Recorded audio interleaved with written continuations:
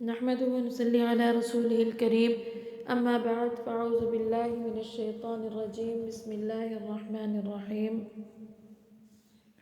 رب اشرح لي صدري ويسر لي أمري واحلل عقدة من لساني يفقه قولي واجعل لي وزيرا من أهلي بسم الله الرحمن الرحيم ولنبلونكم بشيء من الخوف والجوع ونقص من الأموال والأنفس والثمرات وبشر الصابرين.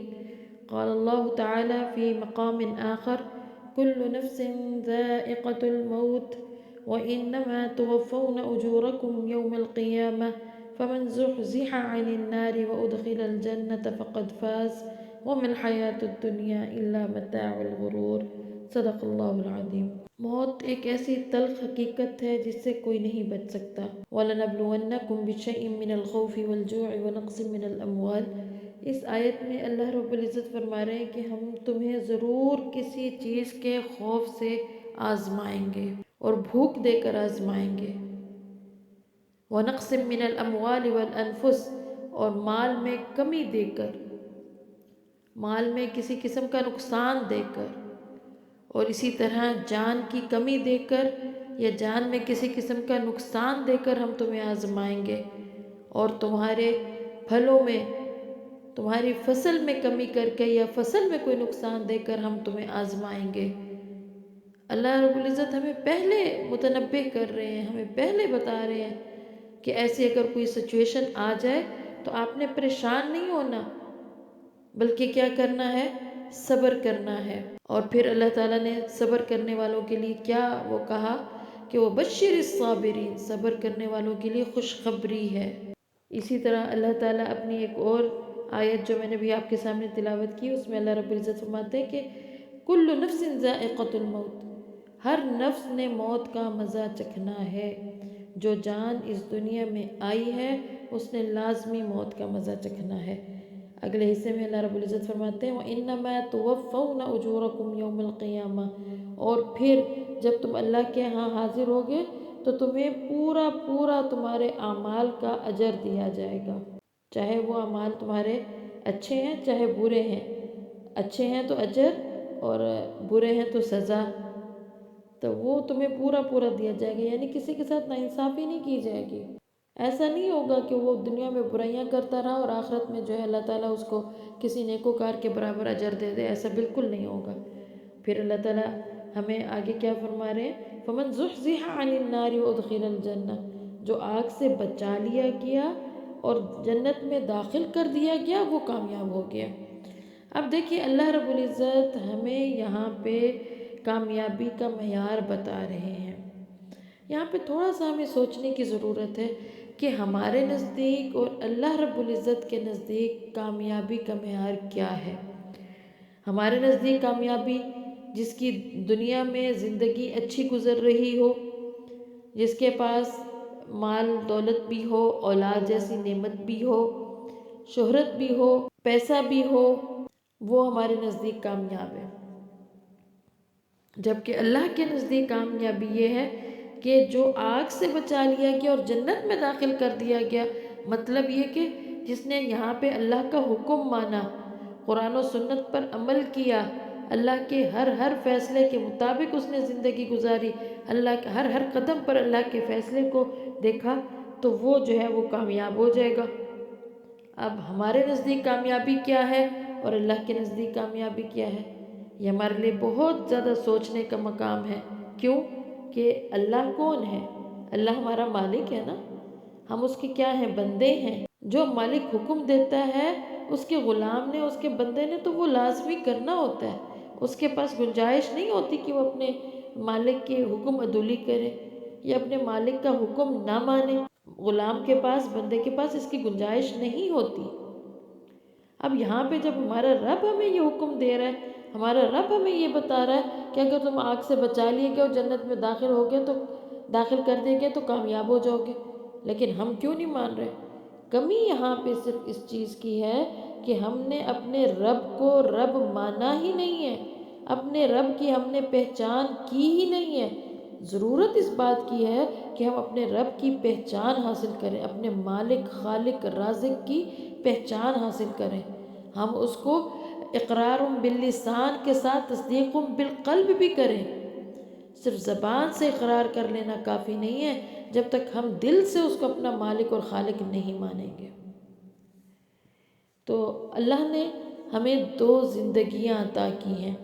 ہم یہ کہتے ہیں نا کوئی مر جائے، کوئی اس دنیا سے رخصت ہو جائے تو ہم کہتے ہیں اس کی زندگی ختم ہو گئی. غلط. ہم یہیں پہ غلطی کرتے ہیں، یہی ہمارے سمجھ میں کمی ہے. زندگی ختم نہیں ہوتی، زندگی کا ایک دور ختم ہوتا ہے، ابھی تو آخرت کی زندگی باقی ہے. اللہ نے ہمیں 2 زندگیاں دی ہیں، ایک دنیا کی زندگی اور ایک آخرت کی زندگی. دنیا کی زندگی یہی جس میں اس ٹائم ہم جی رہے ہیں. اس ٹائم فرشتے آ کر ہماری قبض کریں گے، وہاں پر ہماری یہ دنیا کی زندگی کیا اینڈ ہوگا، ایک دور ختم ہوگا. اور آگے پھر وہ موت کا ہمارا وقت، جس میں موت جب ہمیں آتی ہے اس وقت سے لے کے جو قبر میں ہمارے جانے تک کا جو درمیان میں ٹائم ہوتا ہے، وہ چاہے 8 گھنٹے ہو، چاہے 4 گھنٹے ہو، چاہے 10 گھنٹے ہو، چاہے 12 گھنٹے ہو، وہ وقت جو ہے وہ ہمارا موت کا پیریڈ ہوتا ہے. وہ وقت ہے جس میں ہماری 2 زندگیوں کے درمیان ایک کٹ لگتا ہے. اور جیسے ہی ہم قبر میں ڈال دیے جاتے ہیں، ہمارے اوپر مٹی ڈال دی جاتی ہے، ہمارا زندگی کا دوسرا دور جو ہے وہاں سے شروع ہو جاتا ہے. کیونکہ دوبارہ ہمیں بٹھایا جاتا ہے، ہم سے سوال و جواب کیے جاتے ہیں، اور ان سوال و جواب کی بیس پر وہ قبر میں ہمارے ساتھ معاملہ کیا جاتا ہے. وہاں پہ ہم جزا بھی محسوس کریں گے اور سزا بھی محسوس کریں گے، گویا وہ ہماری زندگی کا دوسرا دور شروع ہو گیا. تو پیاری بہنوں، بھائیوں، یہ جو 2 زندگیاں اللہ تعالیٰ نے ہمیں دی ہیں نا، اس کی حقیقت کیا ہے کہ یہ جو دنیا کی زندگی ہے یہ بالکل عارضی ہے اور فانی ہے، جبکہ آخرت کی زندگی وہ ہمیشہ رہنے والی ہے اور وہ اصل زندگی ہے. یہ تو نقل ہے، یہ تو جسٹ ہمیں ایک امتحان کی تیاری کرنے کے لیے ہمیں یہاں پر بھیجا گیا ہے. اور اصل جو ہے وہ اصل ہماری آخرت ہے. اصل کے لیے ہمیں زیادہ محنت کرنی ہے یا نقل کے لیے زیادہ محنت کرنی ہے؟ جو اصل چیز ہے ظاہر ہے اس کا فائدہ ہے جو اصل ہے، اور ہمیشہ ہماری یہی کوشش ہوتی ہے کہ ہم اصل چیز لیں، نقل کو ہم نہیں پریفر کرتے. تو یہاں ہماری عقل اور ہماری سمجھ کیوں مان پڑ جاتی ہے کہ دنیا کا جب معاملہ آتا ہے، آخرت کا معاملہ آتا ہے، تو یہاں پہ ہم نقل کے پیچھے پڑے ہوئے ہیں، عارضی چیز کے پیچھے پڑے ہوئے ہیں. نبی کریم صلی اللہ علیہ وسلم نے فرمایا، کن فی الدنیا کأنک غریب او عابر سبیل. بخاری کی حدیث نمبر 6416 ہے کہ دنیا میں ایسے رہو گویا کہ تم ایک مسافر ہو. ایک مسافر اپنے ساتھ کتنا سامان اٹھاتا ہے، اس کو پتہ ہے کہ میں تھوڑے سے ٹائم کے لیے جا رہا ہوں، تو زیادہ میں نے اس کے لیے محنت نہیں کرنی سفر کے لیے. تو یہ دنیا جو ہے یہ ہمارا سفر ہے، اس کے لیے ہم نے اتنی محنت نہیں کرنی. ہم نے محنت کرنی ہے تو آخرت کے لیے محنت کرنی ہے. اور نبی کریم صلی اللہ علیہ وسلم نے فرمایا، الکیس من دان نفسہ وعمل لما بعد الموت.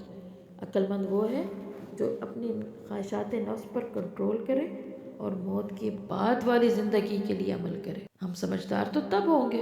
اور یہ دنیا جو ہے، الدنیا مزرعۃ الآخرہ، یہ دنیا آخرت کی کھیتی ہے. یاد رکھیے، جو عمل ہم اس دنیا میں کریں گے وہی ہم آخرت میں کاٹیں گے. ایک کسان زمین میں بیج ڈالتا ہے اور پھر اس کے اوپر جتنی محنت کرتا ہے اس کے مطابق وہ پھل اٹھاتا ہے. تو یہ دنیا میں ہم جتنی محنت کریں گے، جتنا اللہ سے ڈر کر رہیں گے، اتنا جو ہے اللہ آخرت میں ہمیں اس کا ثمرہ دے گا، اس کا پھل دے گا. آخرت جو ہے وہ ایک چٹیل میدان ہے. یہاں سے جو ہم عمل کرتے ہیں وہی ہمارے عمل اوپر جاتے ہیں اور جا کے ہمارے لیے جنت بناتے ہیں. وہی ہمارے اعمال ہمارے لیے محل تیار کرتے ہیں. یہی ہمارے اعمال ہمارے لیے باغات وہاں پہ بنائیں گے. اگر ہم یہاں پہ اعمال اچھے نہیں کریں گے تو ہمارے لیے وہاں نہ محل تیار ہوں گے نہ باغات تیار ہوں گے. اس کے برعکس غلط عمل کریں گے تو جہنم ہمارے لیے خدا نخواستہ تیار ہے. تو اس لیے ضرورت اس بات کی ہے کہ ہم اس زندگی کی حقیقت کو سمجھیں، ہم یہ سمجھیں کہ یہ زندگی ہماری فانی ہے۔ نبی کریم صلی اللہ علیہ وسلم نے زندگی کی مثال دی کہ سمندر ہے نا، سمندر جس کا کنارہ نہیں ہے، اس سمندر کے اندر آپ انگلی ڈالیں اور انگلی ڈال کے واپس نکالیں، آپ کی انگلی کے ساتھ جتنا پانی ہے وہ دنیا ہے، اور باقی پورا سمندر جو ہے وہ آخرت ہے۔ یہیں سے ہم حساب لگا لیں دنیا کی کیا حقیقت ہے، کیا حیثیت ہے، دنیا کیا ہے، اور ہم سب کچھ اپنا چھوڑ کر اس دنیا کے پیچھے پڑے ہوئے جس کی ہمیں پل کا بھی پتہ نہیں ہے۔ یقین جانیے ہمیں ایک سیکنڈ کا پتہ نہیں ہے، اور آج کل کے حادثات، آج کل کی اموات، یہ سب ہمارے سامنے ہیں، پریکٹیکل ہمارے سامنے ہے۔ جب موت آتی ہے تو نہ وہ عمر کو دیکھتی ہے، نہ کسی کے مسئلے کو دیکھتی ہے، نہ وقت دیکھتی ہے، بس اللہ کا حکم ہوتا ہے اور موت آ جاتی ہے۔ آج سے ہم اس چیز کی فکر کریں کہ ہم نے کل کے لیے کیا تیار کیا ہے، ہم نے کل کے لیے اپنے لیے کیا تیار کیا ہے، اور وہ کل یہ دنیا کا کل نہیں، وہ کل آخرت کی کل ہے، ہم نے اس کی فکر کرنی ہے۔ وآخر دعوانا ان الحمد للہ رب العالمین۔